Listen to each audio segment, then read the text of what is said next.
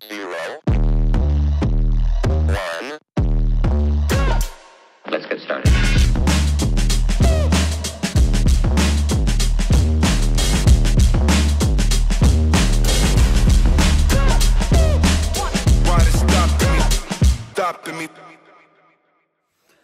Good morning guys.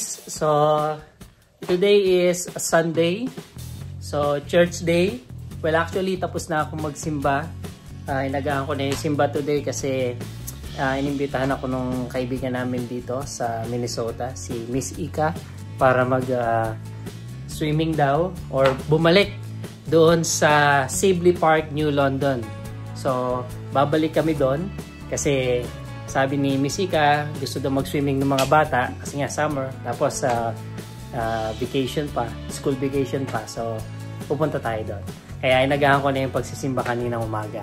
Ngayon ay, ito lang yung mayaambag ko kasi ito lang yung meron ako. Kasi biglaan yung invitation. Hindi ako nakapag-prepare ng pagbili ng pwede kong iambag doon. Siguro ito na lang iaambag ko, plus kung may lulutuin doon, ako na lang magluluto. Kung may iihawin, ako na lang mag-iihaw para kahit pa paano may ambag ako kahit na na sampid lang ako dun sa activity na yon. So ito na. Iyan lumpia kasi sigurado ako wala silang lumpia kasi kami dito nagawa kami ng lumpia para nga makatikim ulit kami ng lutong Pinas lumpia. Kaya ayan, meron kami nito. Ngayon, dahil mag-isa lang naman ako dito at marami pa namang imbak na pagkain, so lutuin ko na kaysa masayang matagal na maimbak. Tapos mamaya kung kailan lulutuin ko na panis na pala. So ayan. Ito na lang yung magiging ambag ko doon sa activity namin mamaya. Alright. So lutuin ko lang to and then yun, magpapaalam lang din ako dun sa may-ari ng bahay kasi usually every Sunday na napunta dito para bisitahin yung kanyang pusa. So, inaantay ko lang na mag-reply. Kapag okay na lahat, pulido na lahat, yan. Ayusin ko lang yung gamit ko, pabiyahin na ako, and then doon na tayo magkita-kita sa Sibley Park. Okay? So, samahan nyo ako. Tayo magpainit sa labas. Let's go! Alright, so tara na guys, biyahe na tayo kasi medyo malayo-layo yung pupuntahan natin. Siguro mga 45 to 50 minutes na biyahe. So simulan na natin. Tara!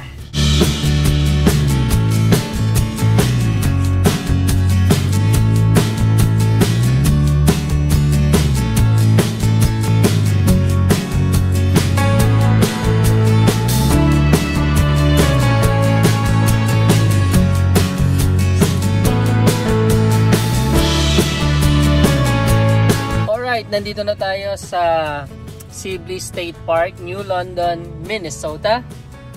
Nandun yung registration sa bandaron. Para hindi na ako magbayad, antayin ko yung mga kasama ko kasi mukhang nauna ako sa kanila. Ayan, akala ko maliliit ako or ako yung nasa hulihan. Ako pala yung nauna. Nasa biyahe pa pala sila. So, antay ko lang sila para pag nag-register sila, kasama na ako. So, hindi ko na kailangan magbayad. Alright. So, while waiting, edi upo-upo lang. Hindi ako pwede lumabas kasi mainit sa labas, no? So, mga kababayan, hindi porkit nasa US ka o nandito ka sa northern part ng USA, na dito, malamig all the way. No, my friend.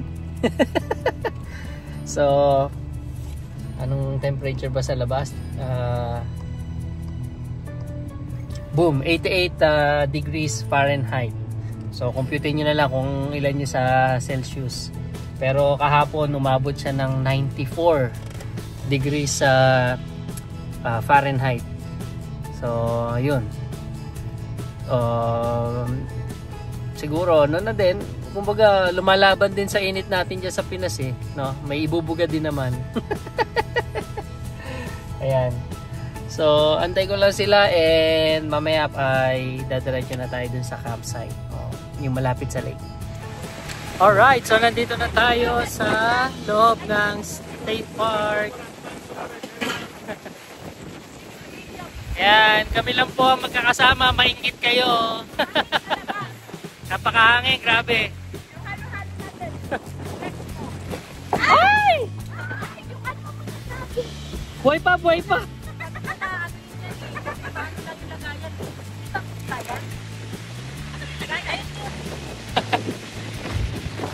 Ayun, sa sobrang lakas ng hangin, yung mga pagkain namin nililipad. Kaya so nandito na tayo ngayon sa State Park.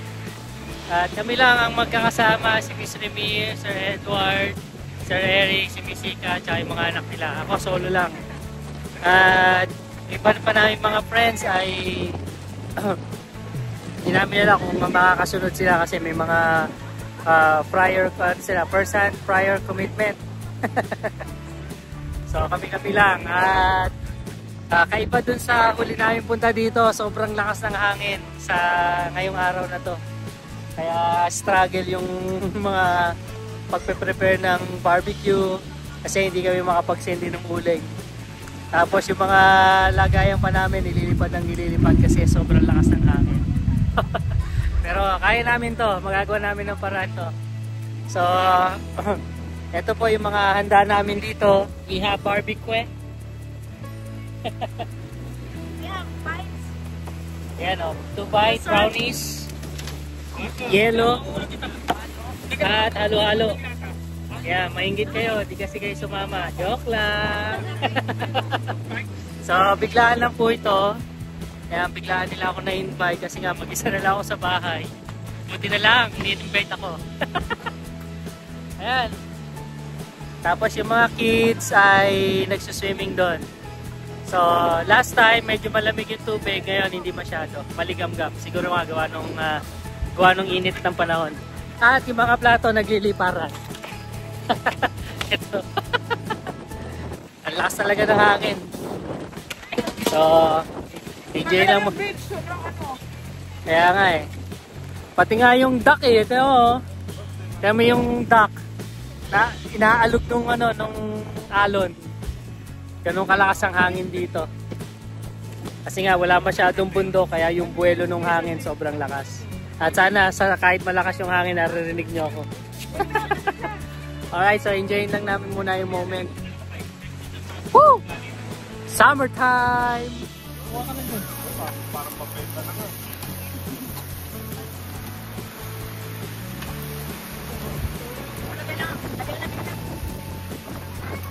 Ika! Kevin, Ika!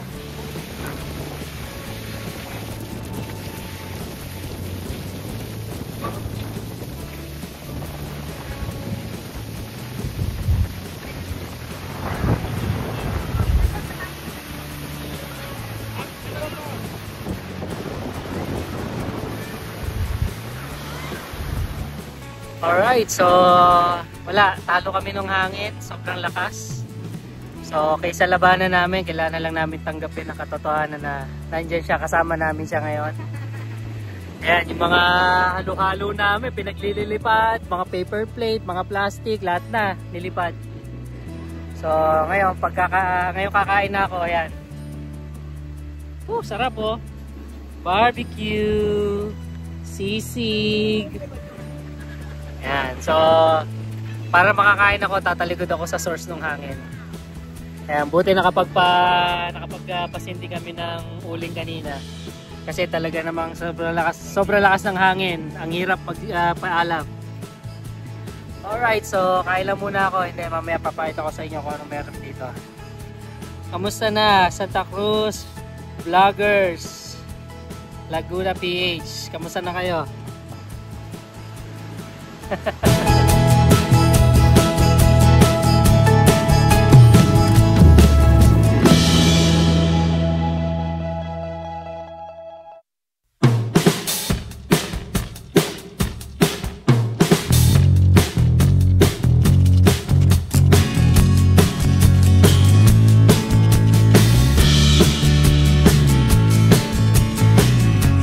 Alright, so good morning sa inyo. Pasensya na, hindi ko na nadugsungan yung vlog ko dun sa Sibley State Park. Pero after naman nung activity namin doon, nag-picture taking lang kami. and then yun, uwi na. At isa pang dahilan bakit hindi ako makapag-vlog ng ayos doon is napakalakas ng hangin. So inabutan kami ng ganong weather doon. Last time naman hindi ganong kalakas yung hangin. Pero nung punta namin na second time kahapon, ayun. So napakalakas ng hangin. Yung mga pagkain namin, paper plate, baso, nililipad sa sobrang lakas.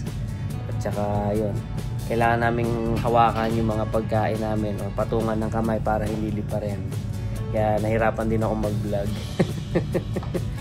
Pero pagkatapos naman nung activity namin doon, pagkatapos namin kumain, kwentuhan, and then ayun, homebound na kagad kami. Ako kasi kailangan kong makauwi dahil ipapakainin ko pa si Jerry Boy, yung pusa, sa bahay. Tsaka bibisitahin siya nung may-ari nung bahay.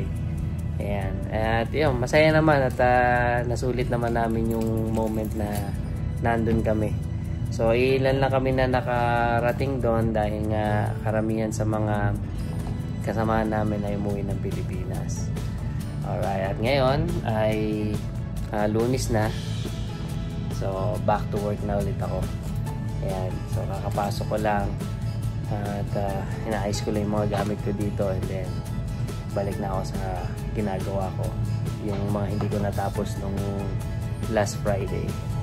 Alright, so maraming salamat guys sa pagsama sa akin sa mga activity ko dito sa Minnesota, and abangan nyo yung mga susunod pa natin mga videos, okay? So, maraming salamat, hanggang sa muli. Bye!